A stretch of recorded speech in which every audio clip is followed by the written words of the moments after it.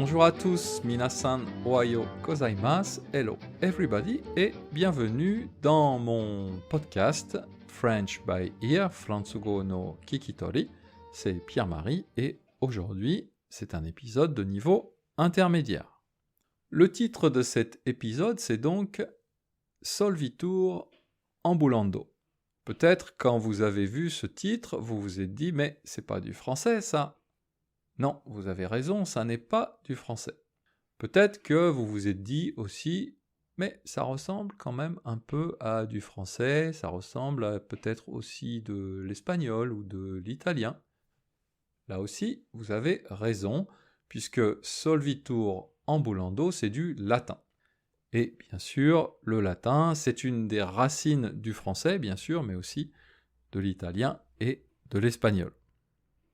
Cette expression latine, donc, je ne la connaissais pas il y a quelques jours, ça n'est pas une expression très célèbre, mais quand je l'ai lue, elle m'a tout de suite plu. Pourquoi ? Parce que solvitur ambulando, ça veut dire la solution vient en marchant. Alors quand je dis la solution vient en marchant, ce n'est pas la solution qui marche, c'est nous qui marchons.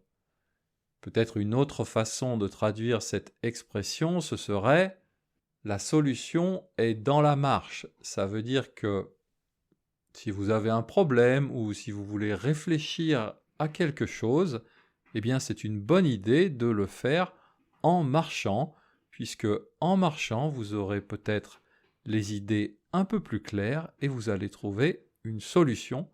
La solution est donc dans la marche. Alors solvitur, c'est donc le mot qui veut dire solution. On retrouve un peu ce mot dans d'abord le mot solution, mais aussi peut-être la conjugaison du verbe résoudre. Pour ceux d'entre vous qui sont forts en conjugaison, peut-être vous vous souvenez que l'imparfait du verbe résoudre, c'est « je résolvais » ou le subjonctif, c'est « je résolve ». Donc ça vient de ce solvitur. Ambulando, ça vient d'un verbe qui s'appelle ambulare et qui signifie donc marcher ou plus généralement se déplacer.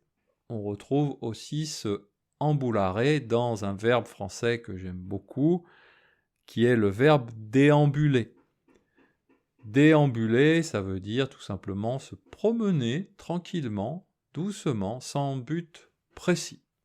Donc la solution vient en marchant, je suis totalement d'accord avec ça, j'adore marcher et depuis pratiquement une année pile, depuis le mois d'avril 2022, je commence toutes mes journées, toutes mes matinées par une petite demi-heure de marche dans mon quartier.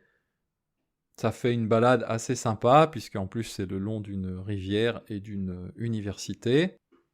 Donc depuis un an, ça fait 365 jours maintenant, tous les matins, qu'il pleuve, qu'il neige, qu'il vente ou au contraire qu'il fasse très beau, je me lève et je vais faire ma marche à pied. Et souvent, pas toujours, pas tous les matins, mais souvent, très souvent, il y a une sorte de petite magie, entre guillemets, qui se met en place, puisque le fait de mettre mon corps en mouvement, eh bien mon cerveau se met en mouvement aussi et cette activité de marche à pied stimule quelque part mon imagination, fait naître de nouvelles idées.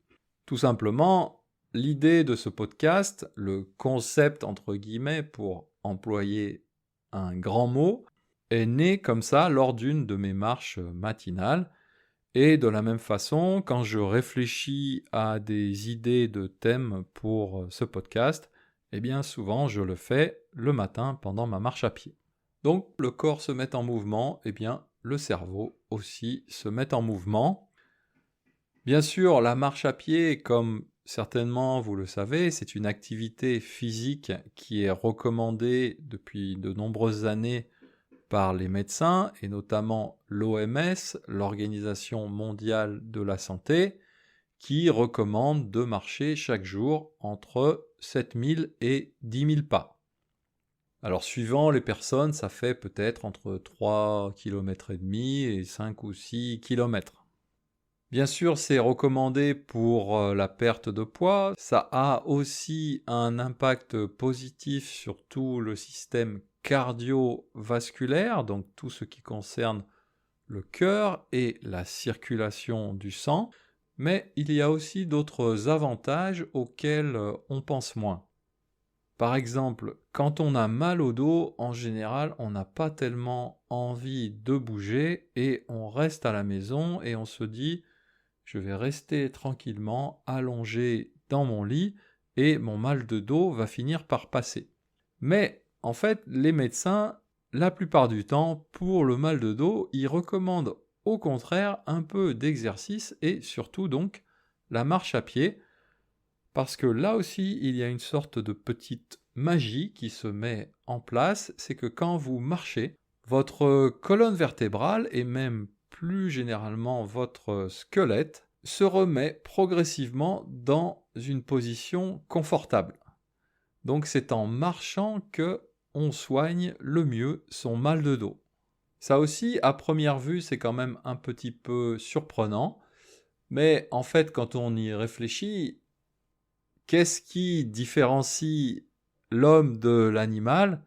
Bien sûr, il y a des questions liées à la conscience, des questions liées aux capacités intellectuelles, etc.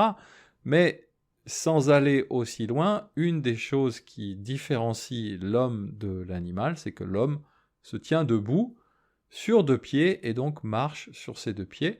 Et donc cette position, c'est la position naturelle de l'homme. Et donc ça n'est pas tellement étonnant qu'elle apporte autant de bénéfices.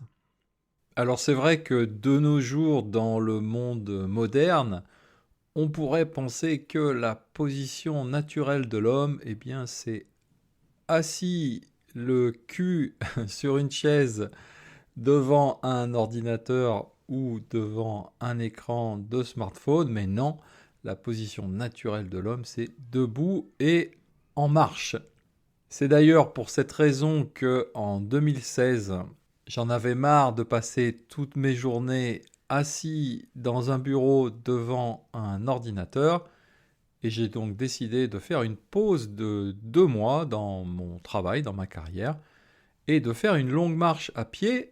Et je suis venu faire cette marche à pied au Japon, puisque j'ai fait le pèlerinage de Shikoku, donc pendant lequel on visite sur à peu près 1000-1200 km, 88 temples. Et c'est pendant cette longue marche, par chance, par hasard, que j'ai rencontré une femme qui est devenue un peu plus tard ma femme et qui m'a donc amené à venir vivre ici au Japon. Et quelque part, ce podcast aussi, aujourd'hui, c'est un peu le fruit de cette décision et de cette longue marche. Et donc, bien sûr, c'est pour ça que quand je lis Solvitur ambulando, je ne peux qu'être d'accord. Donc voilà, la marche à pied, en résumé, des bénéfices pour le corps, des bénéfices pour l'esprit. Et bien sûr, ça me fait penser à une autre expression latine qui dit mens sana in corpore sano, ce qu'on traduit en français par un esprit sain dans un corps sain. Je vais profiter de ce podcast pour parler un petit peu du latin et de mon expérience personnelle de cette langue. J'ai quelques souvenirs comme ça du latin, mais en fait pas beaucoup. Pourtant, j'ai étudié cette langue pendant 2 ans au collège. Alors, à l'époque, j'ai détesté. C'était une obligation, mes parents m'ont un peu forcé à apprendre le latin. Et à l'époque, c'est quand même quelque chose qui m'avait vraiment énervé, je n'avais absolument pas envie. En plus, dans le cursus scolaire français, le latin et aussi le grec, on appelait ça les langues mortes.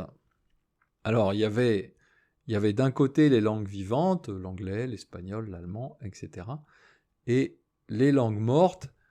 Et alors, bien sûr, quand on a 14 ans ou 15 ans peut-être à l'époque, s'il y a bien un truc qu'on n'a pas envie de faire et surtout dont on ne comprend pas l'utilité, eh bien, c'est d'étudier une langue morte. Pourquoi étudier une langue alors que personne ne la parle?